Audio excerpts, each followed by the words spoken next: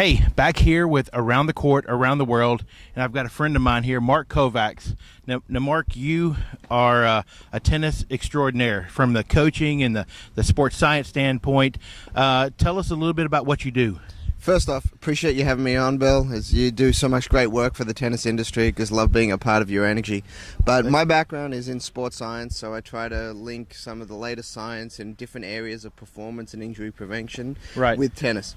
And really trying to make sure that coaches, players, parents, administrators understand what's out there and how we can optimize performance. Good stuff. Well, along those lines, you've got these junior players that are out there practicing and training all the time. What are some of the common mistakes that you find that they're making? There's two big things that relate to problems, injuries basically, and that's poor technique and excessive volume. They're the two major factors. So poor technique is relatively easy to see and fix. Volume is somewhat more individualized.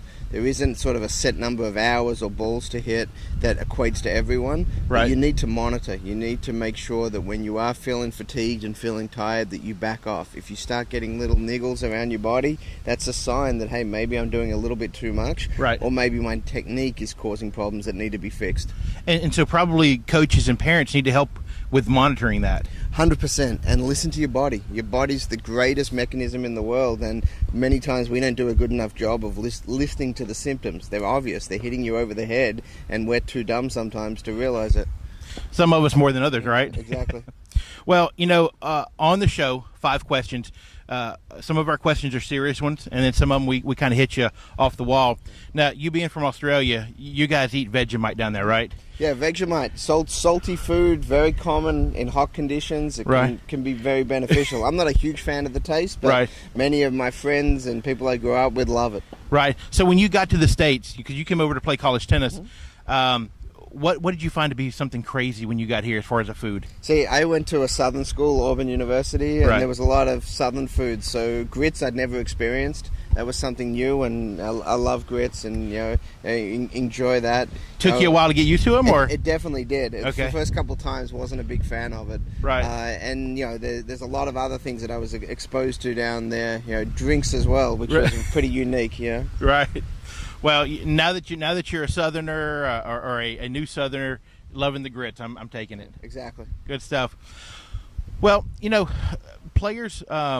Junior players will play tournaments, and a lot of times they'll play a match in the morning, maybe a tough 3-setter. Then they've got to come back and play another match that afternoon.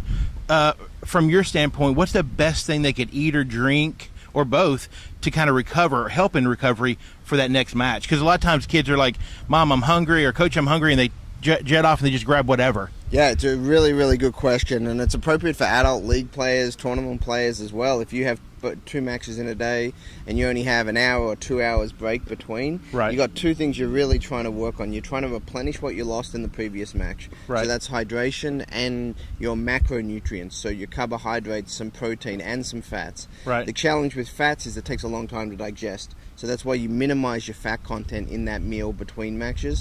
So you want carbohydrates, which are your breads. You want some simple carbohydrates as well sometimes. So that's the one time in the day when it may be appropriate to take some simple carbohydrates. A little bit of protein to help with muscle repair and recovery, and then make sure that they're very, very strong on the hydration, because second matches in the days, we know that's when people walk on the court already somewhat dehydrated, and that can affect performance, and it can also lead to some potentially hazardous health situations if it's hot and humid conditions as well. Well, I've always heard after the match, grab some chocolate milk and a turkey sandwich. So and that works great. The chocolate milk is protein, and we have some carbohydrates because of the sugar, which is great to replenish what we just lost. And then the turkey sandwich has carbohydrates in the bread, and then we have some protein. In the meat. So really simple snack. Peanut butter and jelly works pretty well as well if you're in a rush or you want to take something that can keep for a few hours out in the elements. That type of thing works great as well. Well, this is the man who knows what he's talking about when it comes to that. So you played for a buddy of mine, Eric Short, at Auburn.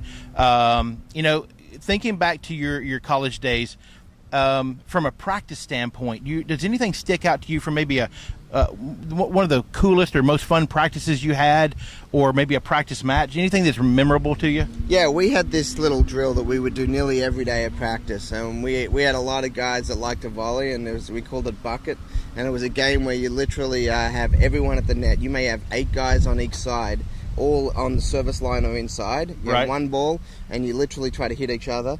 And that's the objective of the game, to basically work on your reacting volleys. You had tons of people. If you got hit a certain number of times, you would then basically lose. And there were scoring systems, and there was different things that we would do. And that was something we pretty much did every day of the year in practice at some point.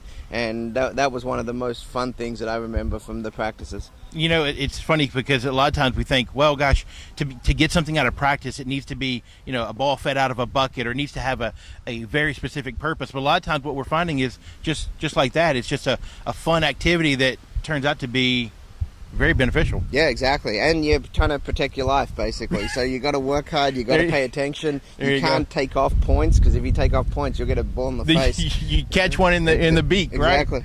Well, cool. Well, all right, last question. We're going to wrap up here, but we're down here in Naples. It's funny because I see you all over the country, man. But we're down here in Naples at the College Coaches Conference, and you know, from a coaching standpoint, what are some of the basics? You know, because there's so much information out there. So, Mark, our last question here. You know, we're down here in Naples at this College Coaches Conference, and you know, there's so much information out there for college coaches and teaching pros to kind of wrap their head around. What would be your suggestion when it comes to like the sports science, part of tennis for coaches? Yeah, it's a really, really good question. And as we know, the internet is full of information. Much of it is opinion based. Right. So it's someone sitting around saying, I think this based on my experience or based on what I saw. Right. And most of the time, that's not necessarily accurate. Right. So we really got to use evidence, high quality data, make sure that you're getting your information from good sources, and understand the concepts behind it. Really try to figure out the why of what's happening, not only that you saw someone do it and therefore that must be right. Because there is a lot of misinformation and incorrect information, and that's one of the areas I work in a lot, is trying to provide evidence to coaches, players, parents, so that we make sure that we do the right things to improve. Right. Now, there is a resource out there for them, the ITPA. Yeah, definitely. If coaches, parents, players want to look at really high-quality information, the International Tennis Performance Association is a trade organization. It's got members in 35 countries. You go to the website, itpa-tennis.org, for great information from that standpoint. And if people want to reach me directly, you can reach me at mark-kovacs.com, and lots of great information that's being up there all the time. Well, Mark, I can't tell you how much I appreciate you taking the time. It's always great to see you, especially down here in the sunshine. Great information. And for those of you watching at home there, it's been Around the Court, Around the World with my buddy, Mark Kovacs. Thanks, Bill.